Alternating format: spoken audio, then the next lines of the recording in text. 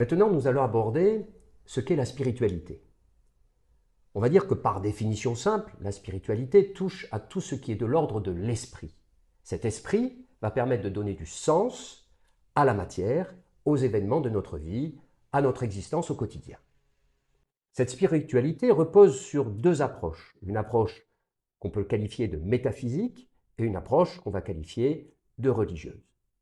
L'approche métaphysique, c'est aborder tout ce qui est au-delà du temps et de l'espace. Mais j'ai bien conscience que là, dans l'instant, on n'est pas là pour creuser des concepts un peu délicats, un peu difficiles à comprendre ou à saisir. Aussi, je t'invite à cliquer à la fin de ma vidéo pour recevoir mon e-book qui va expliciter de manière plus précise, plus détaillée, ce qu'est la métaphysique. Maintenant, comment on pourrait concevoir l'approche religieuse?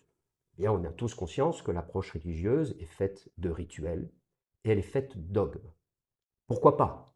J'aime cette phrase qui dit la meilleure des religions, c'est la religion qui te rendra meilleur. Donc, l'idée, en appliquant l'intelligence spirituelle, c'est sûrement pas de détourner qui que ce soit de l'approche religieuse qui lui convient, bien évidemment. Mais de comprendre qu'une approche religieuse va chercher à donner du sens spirituel à des événements de notre vie, mais par une approche dogmatisée. On peut aussi concevoir une intelligence spirituelle adogmatique par une application simple des concepts que je vais vous décrire par la suite. Donc, dans cette situation, qu'est-ce qu'on retrouve? On va retrouver de toute manière, que ce soit dans une approche métaphysique, que ce soit dans une approche religieuse dogmatique, que ce soit dans une application d'intelligence spirituelle adogmatique, il s'agit dans tous les cas d'une démarche intérieure. Tout ça, ça se passe à l'intérieur de soi. On est en quête d'une vérité. On sait que quelque chose est plus grand que nous. On sent le sacré de notre existence. Alors ce sacré, on va pouvoir l'appeler Dieu. Ce sacré, on va pouvoir l'appeler la nature. Peu importe. On sent quelque chose qui nous transcende, quelque chose qui nous ascende, quelque chose qui nous donne envie de donner une meilleure version de nous-mêmes, de nous grandir dans notre quotidien.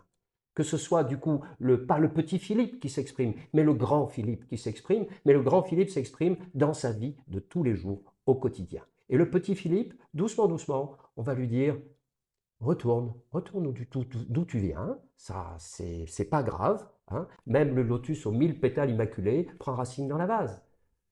Donc, prends conscience que tu viens de la vase, mais prends conscience que tu peux être un lotus aux 1000 pétales immaculés. Et c'est ce chemin que je te propose.